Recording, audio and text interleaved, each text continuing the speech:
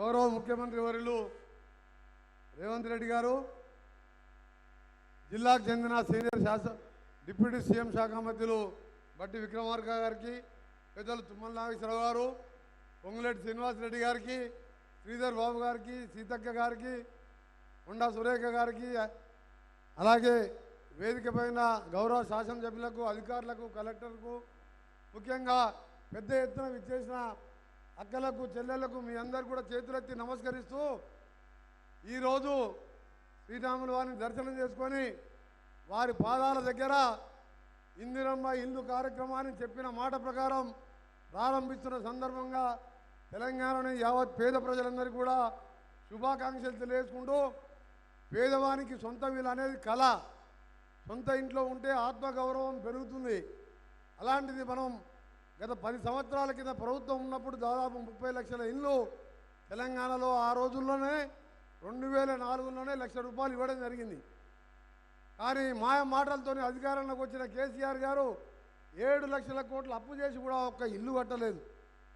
ఆయన మాత్రం ప్రగతి Bhavan, farm house కట్టుకున్నాడు, కొడుకు బిడ్డ ఇల్లు కట్టుకున్నాడు తప్ప పేదవానికి ఒక్క ఇల్లన్నా కట్టినా ఇక్కడున్న అక్క చెల్లెలు ఆలోచించుకోవాలి.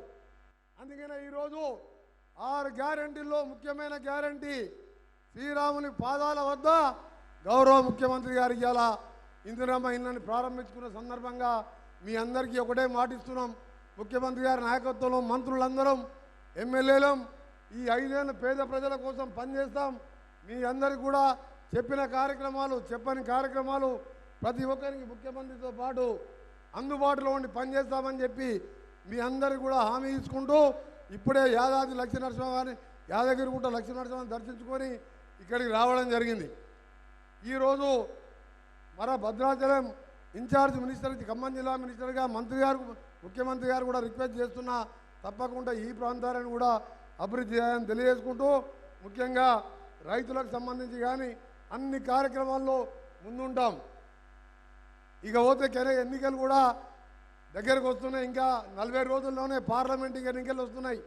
మొన్న ఎన్నికల్లో ఏ విధంగా మీరు ఆశీర్వదించి కాంగ్రెస్ పార్టీని అధికారంలోకి తీసుకొచ్చి ఇలా ఇందిరమ్మ పథకం కింద ఇల్లు కట్టుకుంటున్నాం, బస్సులలో ఉచితంగా పోతున్నాం, 500 గ్యాస్ సిలిండర్ ఇస్తున్నాం. మళ్ళా ఇంకా కూడా ఇలాంటి కార్యక్రమాలు ఇంకా ఎక్కువ చేయాలంటే తప్పకుండా మీరందరూ కాంగ్రెస్ పార్టీని మంచి మెజార్టీతో గెలిపించాలి. ఇక్కడ బలరాం నాయక్ గారు ఎంపీగా పోటీ చేస్తున్న అభ్యర్థిని పెద్ద ఎత్తున మెజార్టీతో గెలిపించాలని మీ అందరికీ తెలియజేసుకుంటూ, గతంలో ఒకటి చెప్తున్న చివరిగా, మన గవర్నర్ గారు ఉండే పెద్ద మనిషి, ఆయన కాళేశ్వరం డ్యామ్ కడతప్పుడు ఆయనని సీఎం కేసీఆర్ గారిని కాళేశ్వరం రావు అని పెట్టిండు. ఆఖరికి ఇలా బీఆర్ఎస్ పార్టీ ఎట్టయిందంటే కాళేశ్వరరావు అయింది. ఆ పార్టీ రోజు రోజు ఖాళీ అవుతున్నది. కాంగ్రెస్ పార్టీ ఇవాళ తప్పకుండా 13-14 సీట్లు మీరు ఆశీర్వదించండి.